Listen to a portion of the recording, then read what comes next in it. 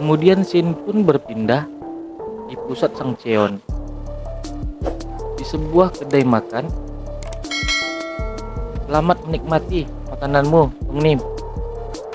Kau juga sudah bekerja keras dalam perjalanan kali ini. Hei, kau bajingan kecil. Kapan kau akan membuka barang antik ini? Beri aku seteguk saja. Bermimpilah, bodoh. Aku tidak akan memberimu sedikit pun. Ngomong-ngomong, ini adalah akhir dari sebuah era. Memikirkan bahwa preman seperti kita memainkan peran sebagai penegak hukum. Ucap pria yang bernama Mu Ginpyo, seorang pemimpin markas besar di daerah pusat. Hei, Yongnim, ada apa dengan pemeriksaan tiket ini? Tanya salah seorang bawahan Mu Ginpyo. Ini keren. Kita hanya perlu memeras uang dan minuman, itu saja. Selama Sekte Supreme Sword memberikan dukungan, siapapun yang menghalangi kita, mereka akan dimusnahkan, ucap Mu Ginpyo. Ketika ada bawahan lainnya dengan berlari menghampiri Mu Ginpyo. Yongnim, pria orang itu memanggil. Mu Ginpyo pun seketika melirik ke asal panggilan itu. Ya ampun, Yongnim, saat ini sedang terjadi kekacauan. Itu kecelakaan besar. Aku berlari ke sini dengan cepat, dan sekarang aku sangat kehausan. Serang bawahan itu sembari terengah-engah. Apa kau bisa memberiku sesuatu untuk diminum? Ucap bawahan itu, dan kemudian tanpa bertanya lagi langsung mengambil kendi minuman yang berada di meja Mu Ginpyo. Sontak bawahan yang lain yang berada di tempat itu pun terkejut melihat orang yang melapor tadi seketika langsung meminum minuman Mu Ginpyo. Sontak raut wajah Mu Ginpyo berubah menjadi marah melihat kejadian tersebut. Kau bajingan gila. Alkohol itu adalah sesuatu yang Yongnim dapat dengan susah payah selama misi dengan Sekte Supreme Sword. Tegur bawahan yang lain kepada orang yang melapor itu. Oh, aku sangat menyesal. Aku tidak tahu kalau itu minuman berharga, ucap orang itu. Kalau kau tidak tahu, kau seharusnya diam. Dasar bocah sialan. Kau harus mengiris perutmu hingga terbuka dan mengeluarkan alkoholnya, ucap bawahan itu. Diam. Apa kau tidak mendengarkan perkataanku? Ucap Mu Ginpyo sembari menghempaskan kepala bawahannya itu. Ketika orang yang ingin melapor tadi pun terkejut takut. Apa masalahnya? Gumam dalam hatinya. Kalau kalian meributkan sesuatu yang sepele, hari ini akan menjadi hari terakhir kalian, ucap Mu Ginpyo di hadapan orang yang ingin melapor. Aku mengerti, jawab orang itu. Yongnim, kebetulan, apa kau ingat Choi Ilerin dari Madorim? Tanya orang itu mulai menjelaskan. Choi Ilerin, orang yang menghilang dari Madorim sekitar 30 tahun yang lalu. Itu benar, jawab orang itu. Tentu saja aku ingat. Dia adalah putri Chopyo Cheon, pemimpin Madorim. Dia merupakan wanita tercantik di dunia dan memiliki bakat luar biasa dalam seni bela diri. Jika dia tidak mati karena tubuh Heavenly Yin, situasi di Sang Cheon akan sangat berbeda hari ini, jelas Mu Ginpyo kepada bawahannya. Kau mengingatnya, tapi masalahnya anak dari wanita Choi Ilerin itu telah muncul, ungkap orang itu. Apa kau sedang bercanda sekarang? Maksudmu, dia melahirkan seorang anak dengan tubuh Heavenly Yin? Tanya Mu Ginpyo. Itu benar. Madorim sedang dalam kekacauan sekarang. Baiklah, apa gunanya penerus muncul saat ini? Orang itu, apa dia mempelajari sebuah seni bela diri? Tanya kembali Mu Ginpyo dengan tatapan mengancam. Aku tidak mengetahuinya, jawab singkat orang itu. Mugenpyo seketika mengambil tombaknya. Tidak, mengapa kau menangkap Woldop? Aku benar-benar tidak tahu. Aku mendengar beritanya dan langsung berlari ke sini, ucap orang itu. Jangan takut, brengsek. Yongnim, mau kemana? Tanya orang itu kepada Mugenpyo. Aku harus pergi ke Sekte Supreme Sword. Habiskan minumanmu, ucap Mugenpyo, kemudian berjalan pergi. Saat ini, orang yang mendukung kita adalah Sekte Supreme Sword, sosok yang kuat di Sangcheon. Karena Madorim tidak memiliki penerus, pikir Sangcheon akan menjadi milik Sekte Supreme Sword. Putra Cho Il-rin yang dipuji sebagai jenius terhebat di Sangcheon. Jika dia mewarisi bakatnya dan menguasai seni bela diri, sudah dipastikan bahwa dia akan tumbuh menjadi seniman bela diri yang hebat. Orang seperti itu dipukuli oleh preman seperti Chol Sabang. Itu konyol. Sudah jelas mereka menyembunyikan sesuatu, pikir Mugenpyo di dalam benaknya. Shin berpindah di istana Madorim. Ketika aku sedang pergi untuk mengurus sesuatu, sepertinya ada cukup banyak peristiwa yang terjadi. Aku mendengar beritanya ketika aku tiba. Apa kau baik-baik saja? Tanya Cho Mugang, pemimpin Madorim saat ini, bergelar Master of the Storm Sword, Paman Jin Murin. Itu bukan masalah besar. Aku telah merepotkanmu, pemimpin sekte, jawab Jin Murin di depan seluruh pemimpin Madorim. Itu kesalahanku. Tolong hukum aku sesuai dengan aturannya, ucap Lord Oyerimwon sembari menundukkan kepalanya.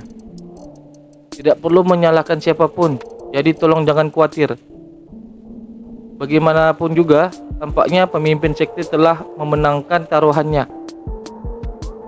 Apa kau sudah mempertimbangkan posisi yang cocok untuk Murin?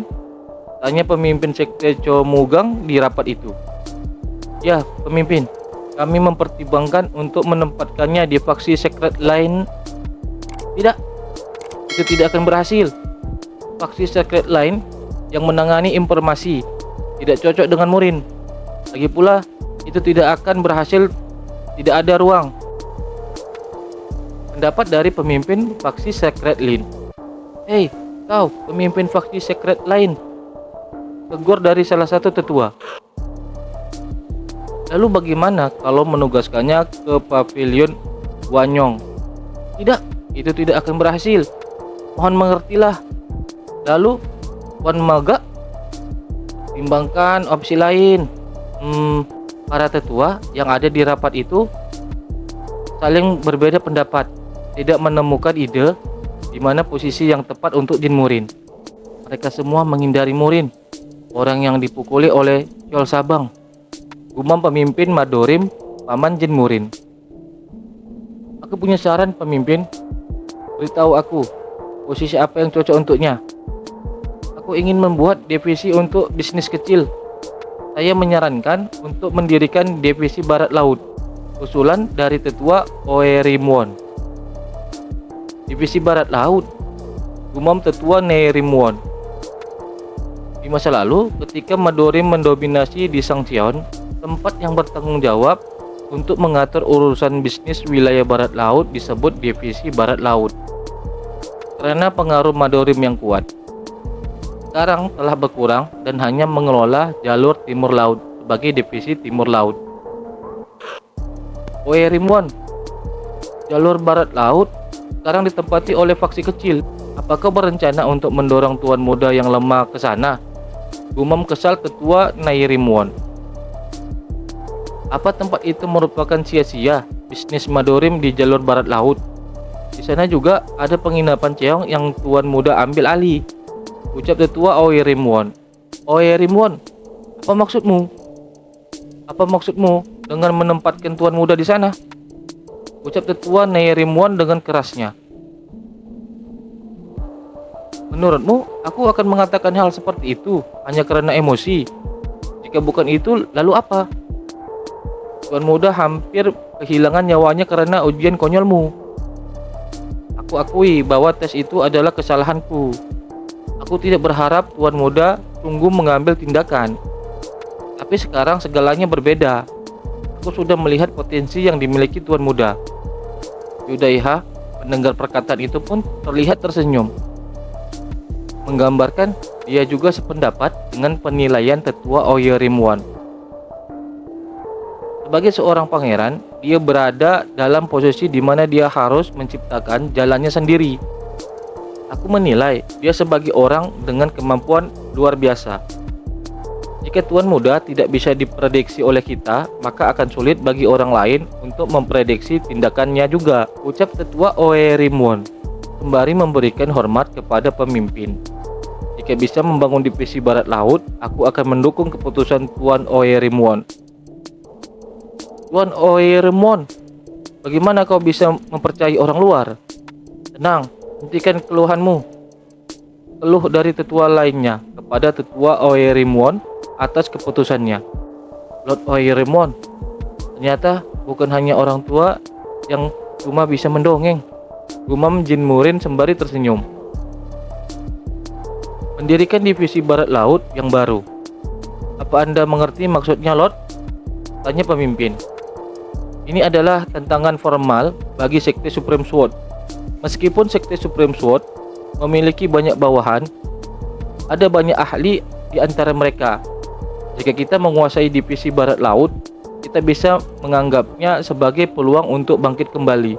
Karena Sekte Supreme Sword telah memperketat sumber pendapatan kita hari demi hari. Kita harus menghadapi kenyataan. Jika perubahan diperlukan, yang terbaik adalah Tuan Muda yang menyalakan obor, jelas Tetua Oyerimwon dengan tegas. Lord Oyerimwon, kau serius? Gumam Tetua Oyerimwon dengan tatapan mata yang tajam. Jin Murin, bagaimana menurutmu? Tanya para tetua. Aku tolak, itu akan sulit bagimu. Tuan Muda, satu aib saja sudah cukup. Jangan membuat kekacauan lagi. Gumam para tetua berharap Murin menolak keputusan itu, sembari menatap Murin dengan tajam. Lord, bisakah mengulangi perkataanmu lagi? Aku tidak mendengarnya. Karena apa yang dikatakan Mayeng Gakju dan Wan Ma Gakju padaku melalui telepati untuk menolaknya sejak awal, ucap Murin sembari mengorek telinganya. Hahaha.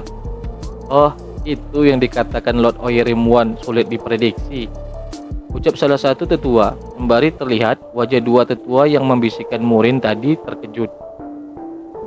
Divisi Barat Laut bertanggung jawab untuk mengawasi urusan bisnis jalur Barat Laut.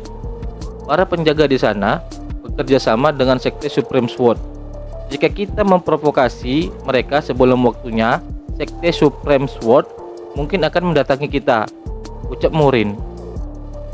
Itu benar, jumlah pasukan Supreme Sword lebih banyak dari kita. Namun, jika kita menundukkan faksi-faksi kecil di jalan Barat Laut, kita dapat mempersempit inferioritas jumlah tersebut sampai batas tertentu, jelas pemimpin Madorim. Mereka memperketat keuangan kita, meskipun mereka lebih unggul dalam hal jumlah. Itu untuk memaksa kita tunduk sambil mempertahankan kekuatan mereka. Bahkan jika Jin Murin gagal, tidak akan terjadi perang, pikir pemimpin Madorim. Aku akan melakukannya dan tidak perlu mengirimkan bantuan, ucap Jin Murin dengan percaya diri. Sembari terlihat para tetua di sana terkejut mendengar ucapan Jin Murin itu. Menjadi pemimpin divisi Barat Laut lebih dari sekadar menjadi tamu kehormatan. Kami akan meningkatkan penjagaan, jadi pastikan untuk bersama mereka setiap saat, sanggah Lord Oyerimwon atas ucapan Jin Murin. Itu benar, ini hanya sebagian dari Chongqing, tapi seperti hutan pedang. Tolong dengarkan pendapat Bu Juwon, ucap pemimpin. Dalam hal ini, siapa yang mau mengikutiku? Aku tidak butuh bawahan, ucap Jin Murin kembali. Yudhaiha yang mendengar ucapan Jin Murin pun terkejut.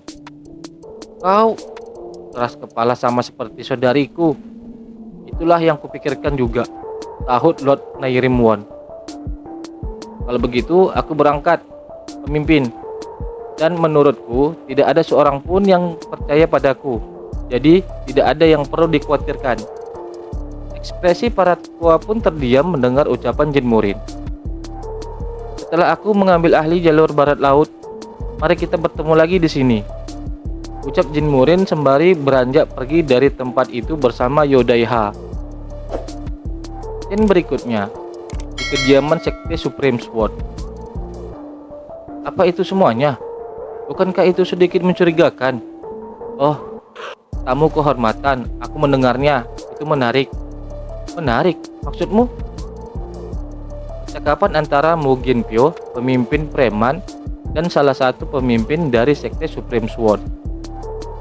Ya, ia mengambil penginapan tanpa mengeluarkan pedang untuk mencegah Sekte Supreme Sword ikut campur.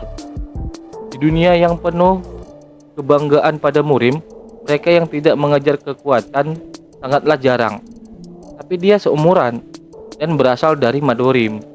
Terlihat Mu Ginpyo diam sedang mendengarkan. Bukankah itu menarik? Dia seorang yang tidak menunjukkan wajahnya.